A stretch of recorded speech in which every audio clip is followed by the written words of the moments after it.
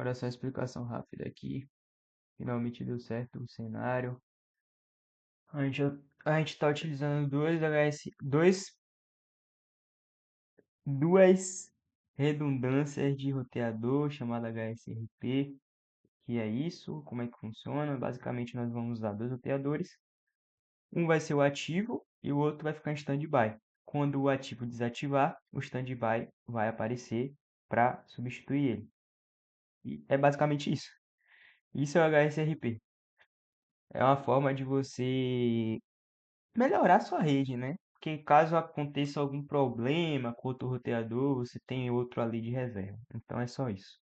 Eu, eu optei por usar aqui em Santa Amaro e aqui nesse campus, Camaçari e Simas Filho, que eu imaginei. Mas eu poderia ter usado em várias outras partes aqui, mas eu só não quis. Campus Santa Amaro eu tô usando o RIP-V2, toda aquela questão lá de roteamento dinâmico, de, como é que se diz? De máscaras variáveis, né? Só que aqui eu usei a máscara cheia mesmo. Eu usei a máscara cheia para tudo, porque eu não queria ficar fazendo cálculo, porque eu queria ser rápido para fazer logo o cenário. Ou seja, o RIP ele vem basicamente daqui até aqui. Quando ele chega aqui nesse roteador de borda, né? Lembrando que isso aqui é uma área central. Eu escolhi para fazer dessa forma, meio que para, ó, essa área aqui vai comportar a conexão de todos os IFBAs, basicamente. Basicamente é isso. Aí nessa área eu usei o OSPF. Por que eu usei o OSPF? Porque o OSPF é recomendado para redes médias e grandes. Eu poderia usar o BGP, mas não. Eu quis usar o OSPF. Eu poderia também usar o EIGRP, mas não. Eu quis usar o OSPF. E é isso. A Salvador, eu usei também o SPF, porém é outra área, não é a área zero. A área zero é de backbone. É como se fosse o provedor, né, entre aspas, de todos os IFs. Eles se reúnem ali. Aí eu estou supondo que o servidor do IFBA geral é em Salvador e ele também está próximo ao campus de Salvador. Então eu botei o campus de Salvador SPF área 1. Ok.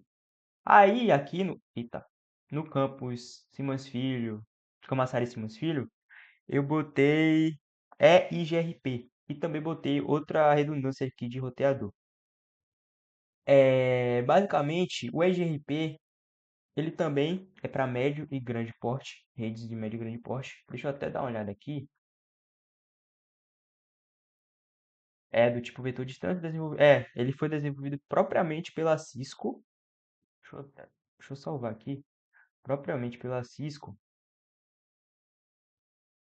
Usa o algoritmo Duo, garante rápida convergência da rede, calculando rotas. O que é convergência? É interessante a gente saber. Deixa eu até pesquisar aqui para deixar bem. Não, não tem nada a ver. Tem nada a ver, nada a ver, nada a ver. Protocolos de rede, de roteamento. Basicamente é a velocidade com que as rotas se atualizam, se recalculam quando acontece alguma mudança na rede. É basicamente isso. Bem resumido. Aqui, os protocolos trocam informações sobre a topologia de rede entre os roteadores. O roteamento dinâmico acontece dessa forma. Eles ficam trocando informação entre eles. Tanto que, eu não sei se vai aparecer aqui porque eu botei eu filtrei, né? Mas enfim, os roteadores, quando você bota simulação, eles ficam meio que trocando cartinhas, que seriam as informações, os dados, né? Que eles ficam se comunicando entre si. Isso é uma característica do roteamento dinâmico, porque eles precisam ficar recalculando as rotas, precisam atualizar a rede. Se eu botar um roteador, vai atualizar e eles ficam meio que se comunicando ali entre si. E basicamente, a nossa apresentação ela vai girar em torno como funcionam na verdade os protocolos de roteamento, métricas, as especificidades, né, que é RFC, que a gente vai citar lá, como funciona o roteamento, o que é a internet, etc. Mas basicamente vai girar em torno de como funciona essa redistribuição e as métricas. Tem as métricas do próprio protocolo de roteamento, tem as métricas de redistribuição entre eles. entende? Porque como cada um tem sua própria métrica, o que é que acontece? Quando uma topologia de rede, tipo essa daqui que fala RIP-V2, ela tenta falar com a SPF, que é essa daqui do meio, ela não consegue naturalmente. Eu tenho aí, sabe esse roteadorzinho aqui? Esse aqui? Ele é meio que um pivô. O que é um pivô? Ele vai se comunicar tanto com a SPF, que é a porção de cá, tanto com o RIP-V2. E ele é muito importante para poder acontecer a redistribuição. Por quê? Porque ele vai transformar as rotas aprendidas por SPF, as rotas definidas em SPF, para ele vai meio que é, traduzir isso para o RIP, entende? Da maneira do RIP, com as métricas do RIP. Aí, isso é a redistribuição de protocolos, é a forma como acontece. E vice-versa, né? O RIP vai ser aprendido pelo SPF por conta desse roteadorzinho aqui na borda, basicamente. E isso é para todos os protocolos de roteamento. OSPF para EGRP, EGRP para OSPF, OSPF para BGP e por aí vai. Aí, basicamente, o que é que acontece? Esse carinha aqui da borda, eu vou pegar ele como exemplo, né? Eu acho que não vai mais ter aqui. Tem um vídeo que eu fiz que vai ter a métrica especificamente, eu acho que tem no slide que eu botei, como funciona. A métrica especificamente de RIP para OSPF, que é,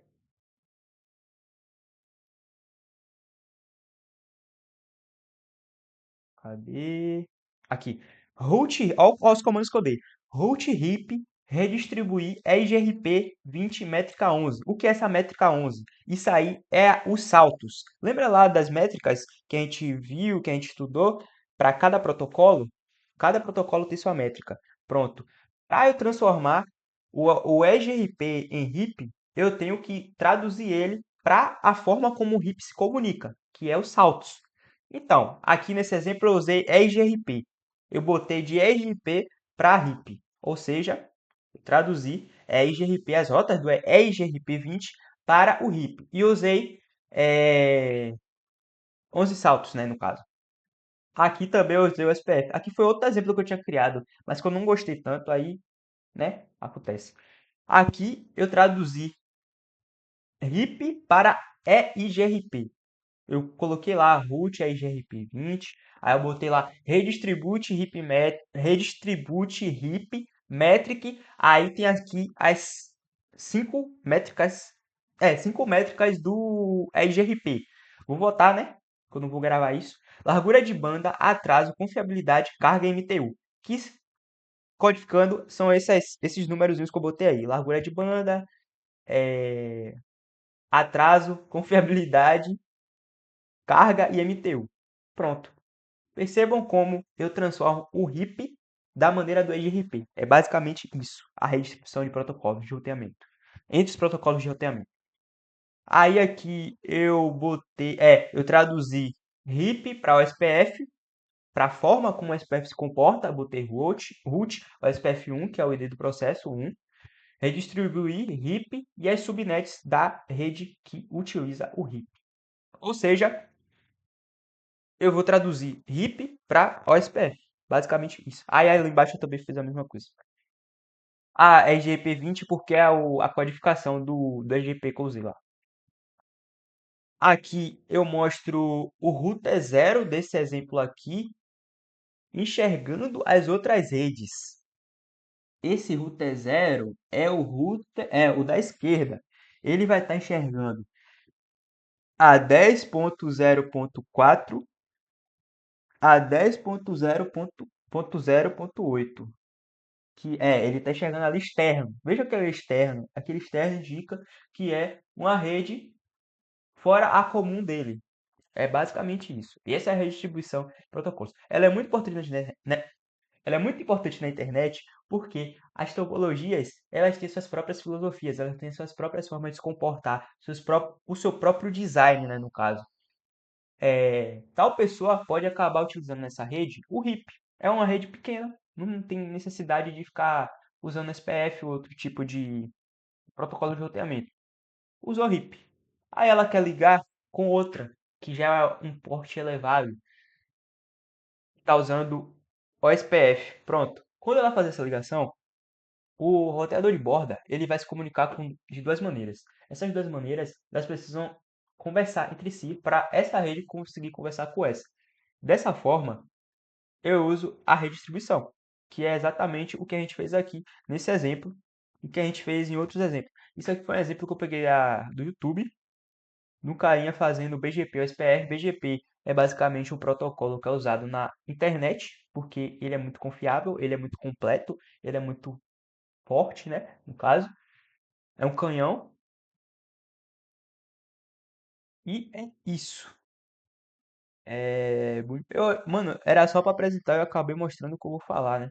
Mas de qualquer forma, esse é o cenário. Deixa eu ver quanto tempo já tá. 10 minutos. Tá de boa. Pensei que tinha mais. Esse é o cenário. O cenário eu pensei com cuidado, porque eu não queria criar muita coisa desnecessária, entende? Coisa, coisa, coisa que só ia me complicar. Suponho que isso aqui é uma saída para a internet. Não acontece, provavelmente não acontece dessa forma aqui, mas eu fiz dessa forma.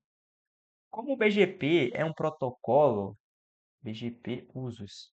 Como o BGP é um protocolo utilizado na internet, de forma geral, ele permite, no caso, que sistemas autônomos troquem informações sobre a disponibilidade e escolham melhor. Tá, ele é usado na internet. Ele é usado para sistemas autônomos se conectarem com os provedores, basicamente. Facilita o pairing, beleza, escalabilidade, tá. É um protocolo muito, muito potente. O que é que acontece? Ele atua. Vou ter que desenhar. BGP, ele atua assim, ó. Vamos supor que isso aqui seja. Tá certo isso? Isso aqui é internet. Não, não, não, isso aqui é o provedor. Isso aqui é sua casa. Conecta no provedor. E o provedor, para saída de internet, digamos que haverá roteadores de borda, roteadores de borda, roteadores de borda. E esses roteadores de borda utilizarão BGP. Eles não vão utilizar RIP. Eles não vão utilizar o SPF, talvez, nem EGRP. Eles vão utilizar BGP, que é o mais apropriado para esse caso. Aí a gente pode, sei lá, perguntar: BGP por que é utilizado na internet?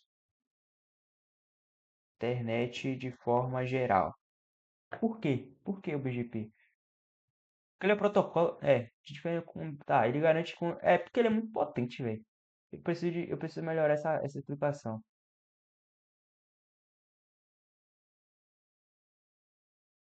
Mas basicamente é isso. Tá, voltando.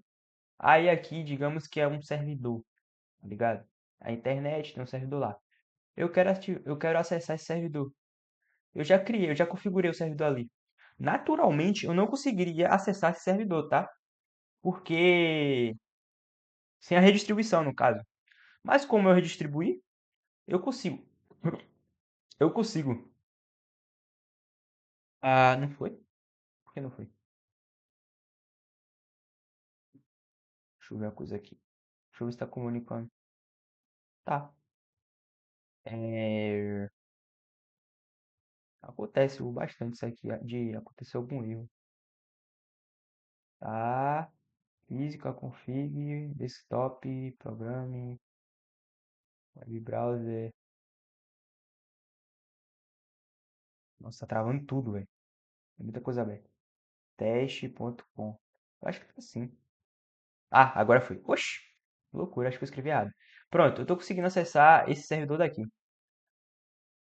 Esse servidor daqui eu configurei o HTTP. Na verdade, eu utilizei o HTTP padrão, não mudei nada. Não mudei nada daqui.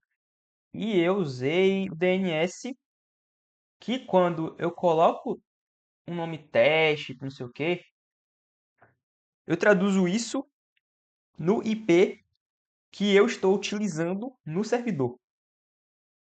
Então, basicamente é isso. Tem que ligar aqui também. Deixa eu ver. Não, não é esse P aqui não. Esse P aqui é de saída. Esse P aqui, ó. Que foi o que eu botei lá no DNS. Que eu vou botar no DNS das máquinas. Aí eu consigo fazer por qualquer máquina, tá? Não é só aquela de lá não. Deixa eu fazer um teste aqui. É, tá indo. Como eu já configurei aqui o IP dele, eu consigo fazer. Cadê? Programe, config, desktop, web browser.